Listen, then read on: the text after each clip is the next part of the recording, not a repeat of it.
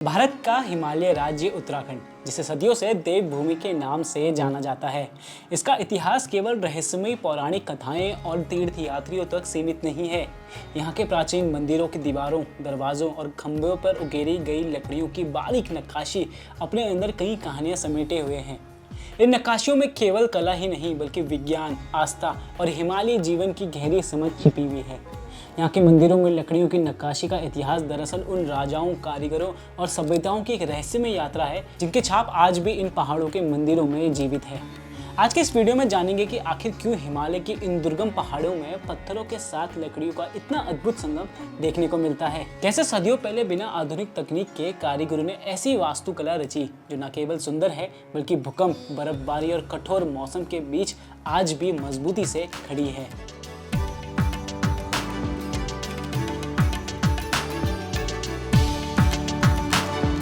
उत्तराखंड के मंदिरों का निर्माण रातों रात नहीं हुआ। ये सदियों के प्रयोगों, अलग अलग राजवंशों के संरक्षण और स्थानीय पर्यावरण की जरूरतों का परिणाम था। शुरुआत में जहाँ हिमालयी संस्कृतियों में प्राकृतिक गुफाओं और साधारण पत्थरों को पूजने की परंपरा थी, वहीं समय के साथ राजाओं ने कला को प्रोत्साहन दिया और बड़े मंदिरों का निर्माण शुरू किया। इन वास्तुकला शैलियों में लकड़ी और पत्थर का जो संतुलन देखने को मिलता है, वो हिमालयी वास्तुकला की सबसे बड़ी पहचान है। उत्तराखंड के इतिहास में कतूरी राजवंश का समय मंदिर वास्तुकला के गोल्डन पीरियड के रूप में देखा जाता है। कतूरी राजाओं ने हिमालयी क्षेत्रों में कई बड़े मंदिर बनाए। उत्तराखंड के सबसे पुराने पत्थर के मंदिरों में से एक माने जाने वाला जोशीमठ में स्थित प्राचीन बासदेव मंदिर को उस वक्त कतूरी राजवंश के संस्थापक रहे वासुदेव की वास्तुकला का प्रारंभिक प्रमाण है। कतूरी शासकों ने उत्तर भारतीय नागर शैली को हिमालयी परिस्थितियों के अनुकूल ढाला। उन्होंने बागेश्वर, बैजनाथ और अल्मोड़ा जैसे क्षेत्रों में बड़े पैमानों पर निर्माण कार्य करवाए। कतूरी वास्तुकला का एक प्रमुख उदाहरण अल्मोड़ा के पास स्थित कटारमल सूर्य मंदिर है, जिसे 9वीं शताब्दी में राजा कटारमल द्वारा बनाया गया था। यह मंदिर न केवल अपने मुख्य पत्थर की संरचना और 44 छोटे मंदिरों के समूह के लिए प्रसिद्ध है, बल्कि इसके दरवाजों और पैनलों पर की गई लकड़ी की शानदार नक्काशी के लिए भी जाना जाता है। इस मंदिर को इस तरह से बनाया गया है कि सुबह के सूरज की पहली किरण सीधे मंदिर के गर्भगृह में स्थित शिवलिंग पर पड़ती है। कतूरी साम्राज्य के पतन के बाद कुमाऊं में चंद राजवंश का उदय हुआ। चंद राजाओं ने कतूरी परंपराओं को विरासत में पाया, लेकिन अपनी कुछ अनूठी शैलियों में भी विकसित की। उन्होंने विशेष रूप से गढ़वाली शैली को जन्म दिया। इससे सबसे बड़ी पहचान ढलान वाली छतें और लकड़ी की बेहद जटिल और बारीक नक्काशी थी। पहाड़ों में भारी बर्फबारी और बारिश के पानी को छत पर रुकने से रोकने के लिए ढलान वाली छतें बहुत जरूरी थी, इसलिए इस तरह की शैली का इस्तेमाल किया जाता था। इसके अलावा चंद शासकों ने मंदिरों में लाइव मुराल्स यानी जीवंत भित्ति चित्र बनवाने शुरू किए, जिनमें पौराणिक कथाओं और हिमालयी दैनिक जीवन को दर्शाया जाता था। उत्तराखंड में मंदिरों के ऐतिहासिक विकास को यहाँ के कुछ प्रमुख पुरातात्विक और वास्तुशिल्प को समझना जरूरी है, जैसे कि अल्मोड़ा जिले में देवदार के घने जंगलों के बीच स्थित जागेश्वर धाम, जिसे मंदिरों का शहर कहा जाता है। भारतीय पुरातत्व सर्वेक्षण के अनुसार इस परिसर में 9वीं से 13वीं शताब्दी के बीच बने लगभग 124 से 125 छोटे बड़े मंदिर हैं। हालांकि इस मंदिर का मुख्य ढांचा पत्थर का है, लेकिन लकड़ी का ऐतिहासिक महत्व यहाँ बहुत गहरा है। यहाँ भगवान शिव का एक रूप लकुलिश की मूर्तियाँ हैं, जिन्हें एक लकड़ी की छड़ी लिए हुए दर्शाया गया है, जो शुरुआती लकड़ी की मूर्ति पूजा की परंपराओं की ओर इशारा करती है। जागेश्वर का मृत्युंजय मंदिर यहाँ सबसे पुराना है और दंडेश्वर मंदिर सबसे बड़ा ढांचा माना जाता है। इसके अलावा देहरादून जिले के जौनसार बावर क्षेत्र में यमुना नदी के तट पर स्थित लाखामंडल मंदिर लकड़ी और पत्थर की वास्तुकला का एक और शानदार उदाहरण है।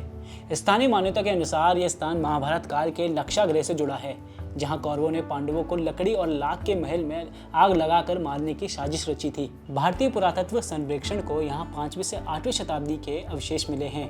इस मंदिर परिसर में देवी देवताओं की सुंदर नक्काशी और उत्तर भारतीय वास्तुकला के तत्व मिलते हैं, जो हिमाचल प्रदेश और गढ़वाल की लकड़ी पत्थर के मंदिरों से काफी मिलते जुलते हैं। इसी तरह अल्मोड़ा के पास स्थित कसार देवी मंदिर का इतिहास 2री शताब्दी तक जाता है। ये मंदिर एक विशाल चट्टान की गुफा जैसी संरचना के अंदर स्थित है और देवदार के पेड़ों से घिरा हुआ है। इस मंदिर का महत्व इसलिए भी है क्योंकि 1890 के दशक में स्वामी विवेकानंद ने यहाँ ध्यान किया था और माना जाता है कि यह क्षेत्र वैन एलन रेडिएशन बेल्ट के प्रभाव में आता है, जो इसे आध्यात्मिक रूप से बहुत ही ऊर्जावान बना देता है। कसार देवी और उसके आसपास के कुमाऊं क्षेत्र की वास्तुकला में लकड़ी के काम का अद्भुत प्रदर्शन होता है। यहाँ के ऐतिहासिक मंदिरों और पारंपरिक घरों के मुख्य दरवाजों और खिड़कियों पर लकड़ी की बारीक नक्काशी होती थी। हिमालयी मंदिरों में केवल पत्थर का इस्तेमाल करने की बजाय पत्थर के साथ लकड़ी का प्रयोग क्यों किया गया? इसके पीछे ठोस भौगोलिक और वैज्ञानिक कारण थे। हिमालय क्षेत्र में देवदार के पेड़ बहुतायत में पाए जाते हैं। देवदार की लकड़ी काफी मजबूत होती है और कीड़ों और सड़न प्रतिरोधी क्षमता के लिए जानी जाती है। पहाड़ों की ऊंचाई पर जहां बर्फबारी होती है वहां पत्थर सर्दियों में बहुत ठंडे हो जाते हैं, जबकि लकड़ी एक बेहतरीन थर्मल इंसुलेटर का काम करती है। ये अंदर की गर्मी को बाहर नहीं जाने देती, जिससे ठंड में भी मंदिरों के अंदर का वातावरण पुजारियों और श्रद्धालुओं के लिए अनुकूल रहता है। कलात्मक शैली, तकनीक और सांस्कृतिक महत्व। उत्तराखंड के पहाड़ी कारीगरों ने समय के साथ नक्काशी को जो तकनीक विकसित की वो केवल सजावट का साधन नहीं थी, बल्कि ये उनकी वैज्ञानिक समझ, वास्तुशिल्प कौशल और सांस्कृतिक आस्था का प्रमाण थी। पहाड़ों में लकड़ी की नक्काशी की इस पारंपरिक कला को स्थानीय भाषा में लिखाई कहा जाता है। यह एक ऐसा हस्तशिल्प है जिसे स्थानीय शिल्पकार पीढ़ियों से एक दूसरे को सिखाते आ रहे हैं। कारीगर नक्काशी के लिए मुख्य रूप से देवदार, अखरोट, साल, तुन और चीड़ की लकड़ियों का उपयोग करते हैं। इसमें से अखरोट की लकड़ी को बारीक और जटिल डिजाइन बनाने के लिए सबसे अच्छा माना जाता है, क्योंकि इसके रेशे बहुत महीन होते हैं। इस काम के लिए कारीगर किसी भी आधुनिक मशीन का उपयोग नहीं करते थे। इन पारंपरिक औजारों में छैनी, आरी, बसूला, लकड़ी का हथौड़ा और बर्मा शामिल हुआ करते थे। डिजाइनों को उभारने और सीधी लाइनें खींचने के लिए कारीगर चौक या लाल गेरू में रंगे धागे का इस्तेमाल करते थे। इसके बाद बसूले और छेनी की मदद से बची हुई लकड़ियों को काटकर गहराई से बारीक आकृतियां उभारी जाती थी और देवताओं की आकृतियों और मंदिर बनाए जाते थे। इन मंदिरों के संरचनात्मक तत्वों को बहुत ही सोच समझकर डिजाइन किया जाता था। लकड़ी और पत्थर के इस अद्भुत संयोजन का सबसे खास वैज्ञानिक पहलू इसकी भूकंप रोधी क्षमता है। हिमालय एक अत्यधिक भूकंप संभावित क्षेत्र है। केवल पत्थरों और ईंटों से बनी इमारतें भूकंप के झटके नहीं सह सकती। इस समस्या से निपटने के लिए उत्तराखंड और पड़ोसी राज्य हिमाचल के कारीगरों ने एक अद्भुत तकनीक विकसित की, जिसे उत्तराखंड में कोटी बनाल और हिमाचल में काठीकुनी कहा जाता है। कोटी बनाल वास्तुकला लगभग 1000 साल पुरानी है। इस तकनीक में दीवारों का निर्माण करने के लिए पत्थर और लकड़ी की परतों को एक के ऊपर एक बारी बारी से रखा जाता है, और सबसे खास बात यह है कि इस निर्माण में सीमेंट का बिल्कुल भी इस्तेमाल नहीं होता। लकड़ी के बड़े लट्ठों को कोनों पर फंसाकर जोड़ा जाता है। विज्ञान के नजरिए से देखें तो पत्थर इमारत का आवश्यक वजन और मजबूती देती है, जबकि लकड़ी की लोच भूकंप के झटकों के दौरान इमारत को एक साथ हिलने की आज़ादी देती है, जिससे वो टूट कर गिरते नहीं। कोटी बनाल शैली में बनी 5-6 मंजिल इमारतें जो कई साल पुरानी है, लेकिन आज भी पहाड़ी इलाकों में सुरक्षित खड़ी है। उत्तराखंड का हिमालयी क्षेत्र अपनी दुर्गम भौगोलिक स्थिति के बावजूद कभी भी बाहरी दुनिया से पूरी तरह कटा हुआ नहीं था। तिब्बत के ऊंचे पठारों से लेकर कश्मीर की खूबसूरत घाटियों तक फैले प्राचीन व्यापारिक मार्गों ने यहाँ की कला, वास्तुकला और धार्मिक मान्यताओं को बहुत गहराई से प्रभावित किया। कश्मीर और उत्तराखंड दोनों हिमालय के महत्वपूर्ण हिस्से हैं और दोनों क्षेत्रों में लकड़ी का उपयोग वास्तुकला का आधार रहा है। कश्मीर की पारंपरिक धज्जी दीवारी वास्तुकला और उत्तराखंड की कोटी बनाल शैली में काफी समानता देखने को मिलती है। दोनों ही शैलियाँ ज्यादा ठंड और भूकंप से बचने के लिए लकड़ी के फ्रेमवर्क और पत्थरों का उपयोग करती है। इसके अलावा उत्तराखंड के सीमावर्ती क्षेत्र कुमाऊं और गढ़वाल के ऊपरी इलाके जैसे नीति और माड़ा घाटियां सदियों तक तिब्बत के साथ गहरे व्यापारिक संबंधों में बंधे थे। यहाँ रहने वाले भोटिया और दूसरी जनजाति ऊंचे हिमालय दर्रों से तिब्बत के साथ व्यापार चलाती थी। ये व्यापार मुख्य रूप से नमक, सुहागा, ऊन, पश्चिमी और बहुमूल्य मोतियों का होता था। ट्रांस हिमालयन व्यापारिक रास्तों के कारण न केवल सामान का बल्कि संस्कृति, धर्म और कला का भी आदान प्रदान हुआ। तिब्बती कारीगर, भिक्षु और मजदूर अक्सर गढ़वाल और कुमाऊं की घाटियों में आते थे। इसी वजह से उत्तराखंड की कई लकड़ियों के उत्पादकों में मंदिरों की नक्काशी और वस्त्रों पर तिब्बती बौद्ध कला का स्पष्ट छाप मिलती है। लद्दाख, जांस्कर और किन्नौर के तिब्बती बौद्ध मठों की वास्तुकला, जिसमें मोटे नक्काशीदार लकड़ी के खंभे और चटक रंग शामिल है, उन्हें गढ़वाल की वास्तुकला को भी प्रभावित किया। समृद्ध वैज्ञानिक और सांस्कृतिक रूप से महत्वपूर्ण होने के बावजूद उत्तराखंड की पारंपरिक लकड़ी की नक्काशी और वास्तुकला आज आधुनिकता के चलते अपने अस्तित्व की लड़ाई लड़ रही है।